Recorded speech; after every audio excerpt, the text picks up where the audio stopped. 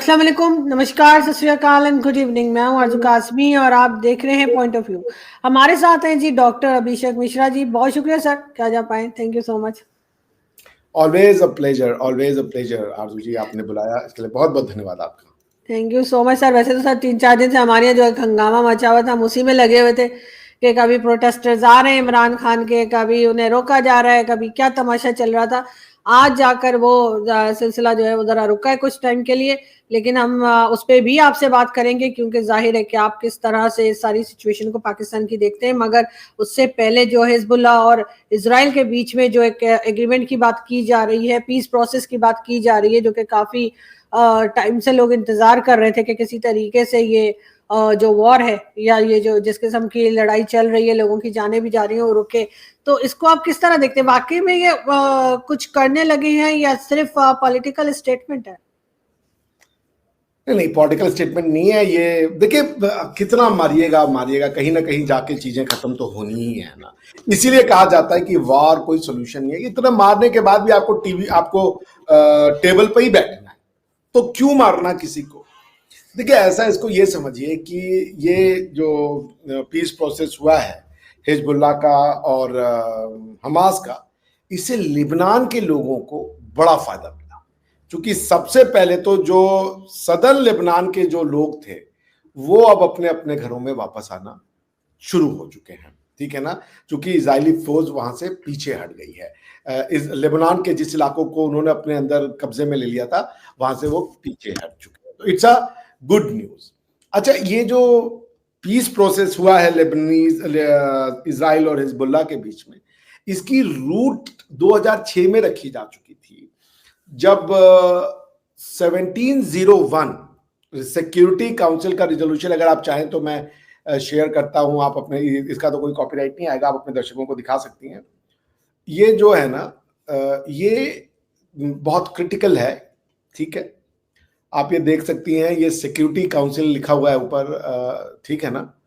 और ये resolution number 1701 है, adopted by the Security Council in the blah blah blah 11 अगस्त 2006 को, ठीक है। अब जो मेन चीज है वो क्या क्या हुआ था ये देख लेते हैं। अच्छा, ये देखिए, बड़ा इंपॉर्टेंट वर्ड है, determining that the situation in Lebanon constitute a threat to international peace and security. This wording make sure कि ये जो रिजोल्यूशन है वो चैप्टर 7 रिजोल्यूशन है।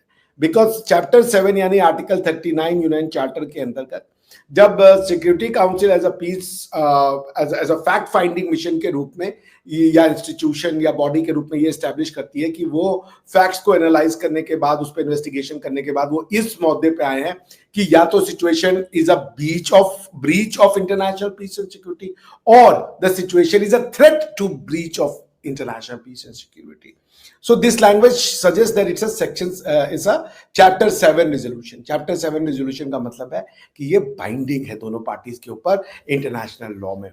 क्या कहते हैं? Calls for full cessation of hostilities based upon in particular the immediate cessation by Hezbollah of all attacks and the immediate cessation by Israel of all offensive military operations. Upon full cessation of hostilities, call upon the government of Lebanon and UNIFIL as authorized by paragraph 11 to deploy their forces together throughout the south and calls upon the, ये same चीज हुई है, ठीक है ना। ये काफी लंबा है, मैं उतने आपके दर्शकों को बोर नहीं करूंगा। यही चीज हुई है, ये पहले से था, अब इसको जो है वो इन्होंने इस बार फिर से इंप्लीमेंट किया और वहां से इजराइल की फोर्सेस लेबनान के साउथ से हट गई हैं और वो गवर्नमेंट वहां पे जो लोग हैं वो वापस से वहां चले गए हैं और उन्होंने अपने घरों में वापसी कर ली है। इजराइल ने लेबनान की टेरिटरी को ऑक्यूपाई नहीं किया, जो एक बड़ा डर रहता है, क्योंकि अदरवाइज इजराइल ने काफी हद तक मिडिल ईस्ट की कई टेरिटरीज को ऑक्यूपाई कर रखा है, जिसमें of the most important territories जो गोलान हाइट्स है, गोलान हाइट्स कहते हैं उसको शायद, जो गोलान हाइट है, which basically was a part of Syria, लेकिन 1967 वॉर के बाद it fail into the occupation of Israel और वो तब से इजराइल के कंट्रोल में रहता है। Jerusalem is also same story. पहले जेरूसलम एक मेरे ख्याल से लेबनान और सीरिया के कंट्रोल में था, बाद में वो मतलब इंटरनेशनल सिटी थी, बाद में वो उनके कंट्रोल में गया, now it is a part of Israel. यहाँ तक कि अगर याद होगा जब ट्रम्प का पहला वो आया था आरजू जी, तो ट्रम्प साहब ने कहा था कि हम जेरूसलम को as a capital of Israel recognise करने जा रहे हैं, which was a huge deal. मगर फिर बाद में अभी हुआ नहीं, क्योंकि उन्होंने क्या किया था कि तेल अवीव से अमेरिकन एम्बेसीज को शिफ्ट करके जेरूसलम में कर दिया था, but then it was given a little hot. तो इट्स अ वेलकमिंग प्रोसेस। कोई भी पीस प्रोसेस हो आरजू जी, हम दोनों तो यही चाहेंगे कि किसी की बेवजह हत्या ना हो, किसी की बेवजह जान न जाए, कोई अपने फैमिली से अलग ना हो, किसी बच्चे का बाप न मरे, माँ न मरे, बच्चा ना मरे, क्योंकि ये दुख है, इससे सबको दुखी होता है। तो it's a good news and it's a welcoming news. I hope charity prevails. लेकिन अभी डोनाल्ड ट्रंप के आने से आपको लगता है कि ये प्रोसेस थोड़ा फास्ट हो जाएगा? वैसे अभी तक उन्होंने कोई खास इसराइल की बात नहीं की, अगर वो करते भी हैं तो वो उसकी रशिया की बात करते हैं वो, लेकिन ये कि वो इसराइल का उन्होंने कोई खास अभी तक नाम नहीं लिया है। देखिए, ये इसराइल को जो मैसेज जाना है वो तो ईरान के थ्रू जाना है ना। Iran, Hezbollah means Iran. Hezbollah कोई अपना पर्सनल एंटिटी तो है नहीं। हिजबुल्ला जो है वो ईरान के जिसे समझ लीजिए कहने पर एक ग्रुप ऑफ वॉलंटियर्स है जो मरने मारने को तैयार है। तो ईरान को भी मैसेज टफ गया है। और ये जो अब आप देख रही हैं, कतर का पहले मीडिएशन से बाहर निकलना, फिर पैलेस्टीनियन जो हमास के जो पॉलिटिकल लीडर्स थे उनको कतर से निकाल देना, अब हिजबुल्ला का राजी हो जाना। हालांकि जो एक ये बात है कि भाई हॉस्टेज दे दो तो शायद ये जो हॉस्टिलिटी है वो बंद हो जाए, बट मुझे नहीं लगता कि हॉस्टेज मिलने से ये सिर्फ और सिर्फ प्रॉब्लम सॉल्व हो जाएगी। हालांकि एक बहाना बन चुका है और ये अब दोनों साइड के लिए एक नाक का एक फेस सेविंग मैटर बन चुका है। क्योंकि इजराइल मेरे ख्याल से अगर ये सारे के सारे हॉस्टेज वापस भी कर देते तो इजराइल अपनी हॉस्टिलिटी बंद नहीं करता जब तक वो ये इंश्योर नहीं कर देता कि हमास जो है as a threat, potential threat has been literally blunted out. जब तक वो ये नहीं कर देते तब तक वो अपना जो ऑफेंसिव है वो तो जारी रखते हैं। हाँ, लेकिन ये है कि शायद उस ऑफेंसिव में उनका जो स्केल है ऑफेंसिव का वो थोड़ा टोन डाउन हो सकता था, बिकॉज अभी तो उन्होंने पूरे के पूरे मिडिल ईस्ट में ही एक तरीके से समझ लीजिए क्या उसको रगड़ दिया है। तो in that case it's a welcoming thing कि हॉस्टेज भी नहीं आ रहे हैं, ईरान को भी मैसेज गया। बाकी तो और कोई है नहीं इसमें पार्टी टू द कॉन्फ्लिक्ट। अरबों ने तो अपने हाथ खड़े कर लिए थे, अरबों ने कहा था हम नहीं लड़ेंगे, तुर्कों ने कहा था हम भी नहीं लड़ेंगे।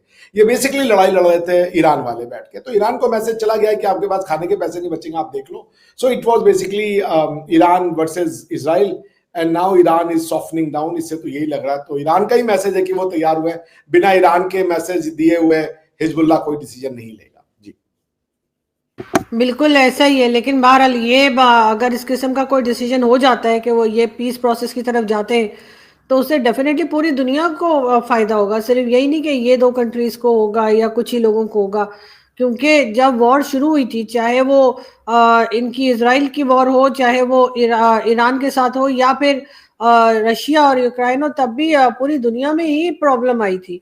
तो ऐसा तो अब नहीं कह सकते कि बस ठीक है वो दोनों लड़ रहे हैं तो हमें कुछ नहीं, हम बैठ के आराम से कुछ भी खाना खा रहे हैं या कुछ भी शॉपिंग कर रहे हैं या कुछ कर रहे हैं। तो आई फील के ये तमाम दुनिया के लिए ही अच्छा होगा अगर इस तरह की वॉर्स को रोका जाए। आपका क्या कहना है? जी बिल्कुल, मैं ये बात आपसे सहमत हूँ कि अगर वॉर रुके तो सबके लिए अच्छा है। तो इसलिए मेरा ये कहना है, इस पे मैं इसको यूं कहता हूँ कि देखिए, इजराइल और हिजबुल्लाह के वॉर से दुनिया की सेहत पे असर नहीं पड़ता, क्योंकि ये यहाँ से कोई बहुत ज्यादा बिजनेस होता नहीं है दुनिया का।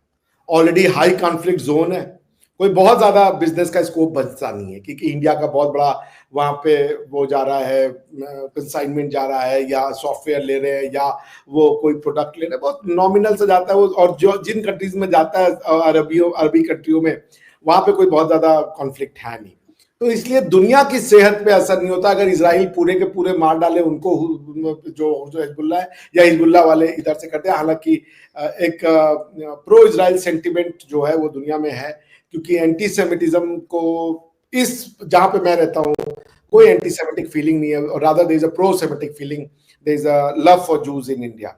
तो इसलिए कोई ऐसा वॉर का असर नहीं पड़ता। हाँ, लेकिन यूक्रेन और रशिया का कॉन्फ्लिक्ट ने दुनिया में प्रॉब्लम डाला, बिकॉज यूक्रेन जो है वो एक बहुत बड़ा गेहूं का निर्यातक है, एक्सपोर्टर है गेहूं का। तो दुनिया की पेट पे इसका असर पड़ने था, फूड क्राइसिस, फूड इन्फ्लेशन, बहुत कुछ का फर्क पड़ा। रशिया जो है वो एनर्जी सप्लायर है, नेट एनर्जी सप्लायर है यूरोप का, उससे यूरोप के कॉस्ट ऑफ लिविंग में फर्क पड़ता। तो बिल्कुल रशिया और यूक्रेन के कॉन्फ्लिक्ट से दुनिया को फर्क पड़ता, लिटरली फर्क पड़ता, हमारे आपकी प्लेट में और हमारे आपकी जेबों में उसका असर दिखता। But same can not be said with the conflict of for the conflict of Israel and Hamas. ये तो चलता ही रह रहा है, क्योंकि इजराइल जब से बना है परपेचुअली उनका लॉ ऑफ इमरजेंसी एप्लीकेबल है, वो कभी इमरजेंसी से बाहर नहीं आया। मैं आपको एक बात बताता हूँ बड़ी मजेदार, जब मैं इजराइल में था तो मैंने सीखा, they have never cancelled the emergency that they had invoked in 1948, वो आज तक उसी में। तो बट हाँ, अगर हम मान लीजिए हमारी फिनेंसेस पे कोई असर नहीं पड़ा, हमारी सोशल लाइफ पे कोई असर नहीं पड़ा, इसका ये मतलब नहीं है कि हमारे इमोशनल लाइफ पे फर्क नहीं पड़ा। कहीं भी डेथ हो, डिस्ट्रक्शन हो, किसी को अच्छा नहीं लगता। और भारतवर्ष तो दुनिया में सिर्फ एक कंट्री है, एक सिविलाइजेशन है जो विश्व बंधुत्व की बात बताता है। तो हमें तो बहुत कष्ट होता है, चाहे वो पैलेस्टीनियन मरे और चाहे वो इजरायली मरे, चाहे वो यहूदी मरे और चाहे वो मुस्लिम मरे, या वो अरबी मरे, हमें दोनों से दुख होता है। इसीलिए हम सबके साथ खड़े होते हैं। लेकिन भाई अब आप कहिए, आप इनका मैटर रिजॉल्व करा दीजिए, तो जीसस क्राइस्ट नहीं सॉल्व करवा पाए तो क्या साथ है उसमें? नहीं खैर, वो तो डेफिनेटली किसी के बस में नहीं है, ये फैसला इन लोगों को खुद ही करना पड़ेगा, अपना फायदा अपना नुकसान समझकर। लेकिन पाकिस्तान की अगर हम बात करें, कुछ दिनों से आपने देखा 4-5 डेज हो गए हैं और एक हंगामा था यहाँ पे। इमरान खान के प्रोटेस्टर्स जो थे वो डी चौक इस्लामाबाद आने की कोशिश कर रहे थे, जो पार्लियामेंट के सामने का चौक है, वहां पे उनका इरादा था कि बैठकर और इमरान खान के लिए प्रोटेस्ट करेंगे कि उनको जेल से निकाला जाए। हंगामा रहा, गवर्नमेंट ने आने नहीं दिया, बड़ी मुश्किल से वो लोग पहुंचे और उसके बाद भी जो है वो टीयर शेलिंग चलती रही और बहुत कुछ होता रहा यहाँ पर। आप कैसे देखते हैं कि क्या एक जो हम कहते हैं डेमोक्रेटिक कंट्री, अब ये और बात है कि हरकतें हमारी वो नहीं है, लेकिन डेमोक्रेटिक कंट्री जो कहलाई जाती है उसमें इस तरह के प्रोटेस्ट की गुंजाइश बनती है? पहले तो मैं हाथ जोड़ के क्षमा मांग लेता हूँ जो मैं बोलने वाला हूँ। देखिए ऐसा है आरजू जी कि डेमोक्रेसी वर्ल्ड, पाकिस्तान में मैंने जब से बड़ा हुआ हूं मैं सुनता हूं पाकिस्तान में भाई आइडेंटिटी क्राइसिस है। देखिए ये कॉन्सेप्ट ठीक कर लीजिए, पाकिस्तान में आइडेंटिटी क्राइसिस नहीं है। This is a new thesis given by professor Abhishek Mishra. Pakistan में रेशनलिटी की क्राइसिस है, विजडम की क्राइसिस है, अंडरस्टैंडिंग की क्राइसिस है, नॉलेज की क्राइसिस है, एपिस्टेमोलॉजी की क्राइसिस है।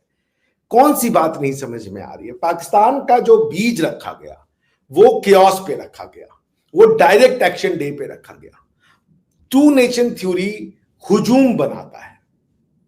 जो पाकिस्तान को कहता है कि मैं पाकिस्तान का समर्थक हूं, वो हुजूम बनाने का समर्थक होता है। क्यों? इसलिए कि बनी बनाई कौमों को आप तोड़ने का काम कर। आप जाके कहते हो नेशन से कि तुम अपनी भाषा मत बोलो, तुम अपने रहन सहन को बदलो, सबका एक रहन सहन होगा, सबके कपड़े एक कर दो, सबके पहनने का लिबास एक कर दो, सबकी भाषा उर्दू कर दो। ऐसे नहीं बनती है बाबा। ये आप यूरोप का आइडिया क्यों लगा रहे हो यहाँ पे कि एक यूनिफाइंग लैंग्वेज होना चाहिए? भाई भारत का जो सिविलाइजेशन है कई भाषाओं ने मिलकर एक देश बनाया है। और ये यूरोपियंस आज भी हमको, ये यूरोपियंस आज हमको सिखाने चलते हैं, इनको आज भी नहीं बन पा रहा इनसे यूरोपियन यूनियन। जो यूरोप है वो भारत है। भारत में 26 से ज्यादा ऑफिशियल कॉन्स्टिट्यूशनल भाषाएं हैं। यूरोप में उतनी भाषा होंगी, स्पेनिश है, फ्रेंच है, जर्मन है, इटालियन है, लेकिन वो आज भी एक नहीं हो पाया। और भारत इतनी सारी भाषाओं के साथ भी एक होकर रहा। कुछ तो स्पेशल बात है हमारी। पाकिस्तान में जो आपने कहा कि अब इस एनालिसिस को करते हैं, क्या हो रहा है? ये लोग आ गए हैं सड़क पे, कुछ लोग कह रहे हैं इमरान खान को छोड़ दो। कैसे छोड़ दो? गवर्नमेंट के पास पावर है क्या?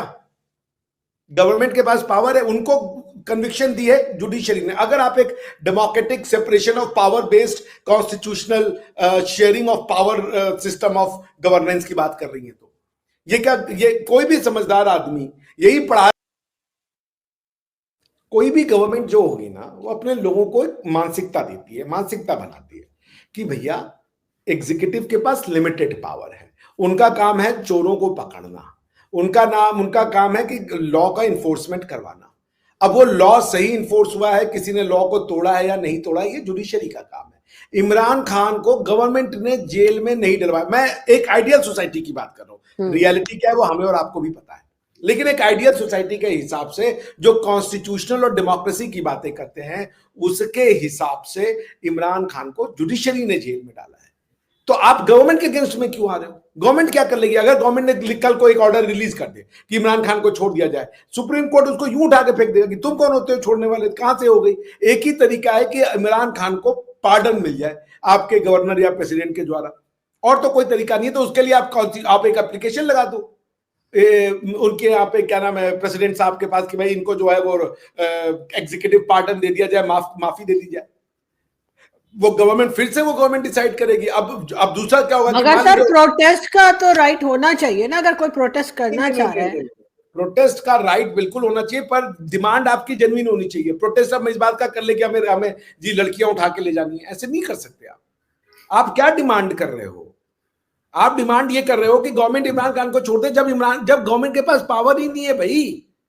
तो आप करो फिर जुडिशरी के अगेंस्ट में करो, जजेस साहब से कहो भाई। उसका तरीका होगा कि आपके कॉन्स्टिट्यूशन में प्रेसिडेंट के पास पावर है माफी करने का, आप प्रेसिडेंट के पास एप्लीकेशन भेजें, प्रेसिडेंट हो सकता है गवर्नमेंट के कहने पर ना माफ करे, उसके बाद आप उसको जुडिशरी में चैलेंज कर दें कि रॉयल पार्डन में ये गलत हुआ है। अगर वो भी जुडिशरी उसको रिजेक्ट कर देती है, आपके सारे ऑप्शन बंद हो गए। अब आपको मानना पड़ेगा कि भाई इमरान खान साहब जेल में चले गए।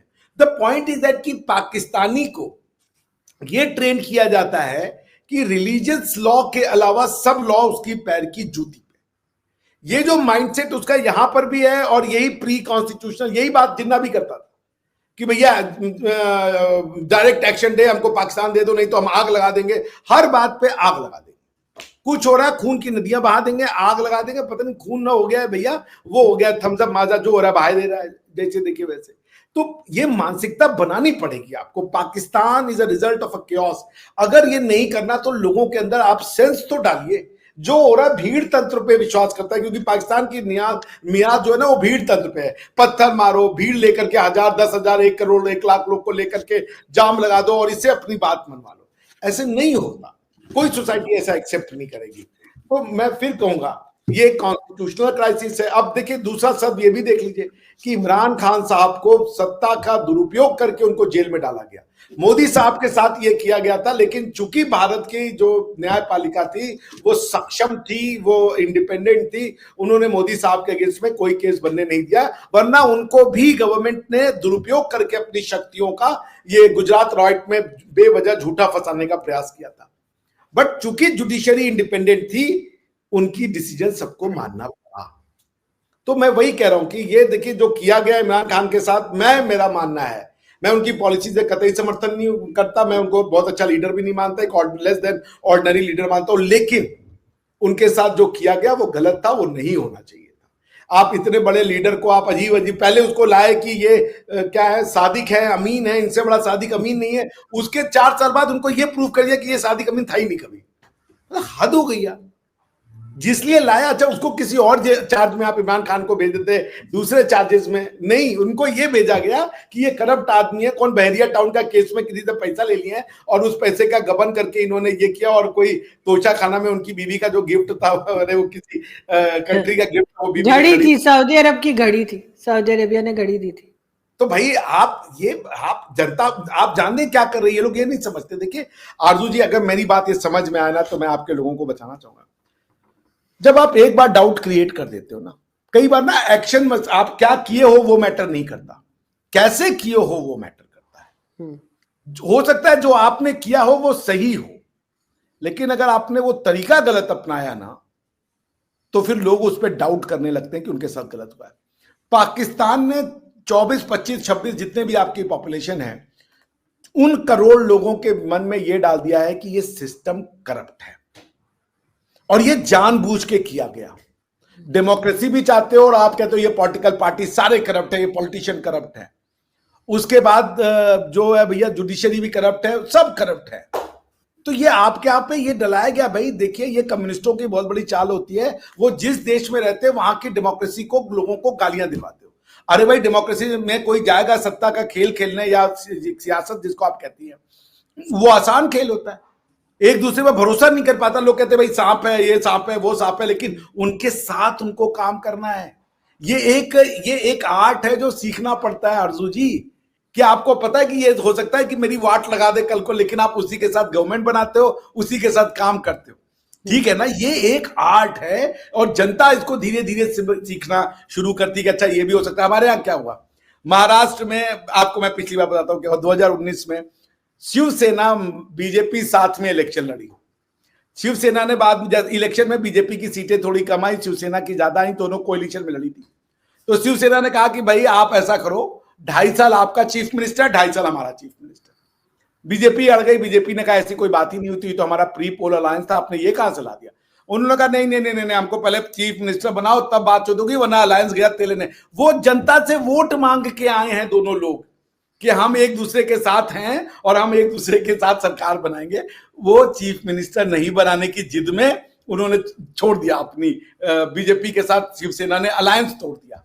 सुनिएगा इसको, अलायंस तोड़ दिया, चले गए कांग्रेस के साथ। कांग्रेस और शिवसेना आग और पानी, उनके साथ ही गवर्नमेंट बन गई, चीफ मिनिस्टर बन गए। अच्छा 1 साल बाद क्या हुआ कि शिवसेना के एमएलए जो थे वो चीफ मिनिस्टर को छोड़ के सारे बीजेपी में आ गए। अब वो जो चीफ मिनिस्टर है वो कह रहा है यार मेरे पास एमएलए नहीं है। ये होता है धोखा। आप धोखा नहीं, मतलब मैं इसको धोखा वर्ड नहीं यूज करना चाहूंगा। आपको नहीं पता होता कौन आपके बारे में क्या सोच रहा है, कब आपकी सत्ता चली जाए। बेचारे पॉलिटिशियंस ऐसे माहौल में काम करते हैं।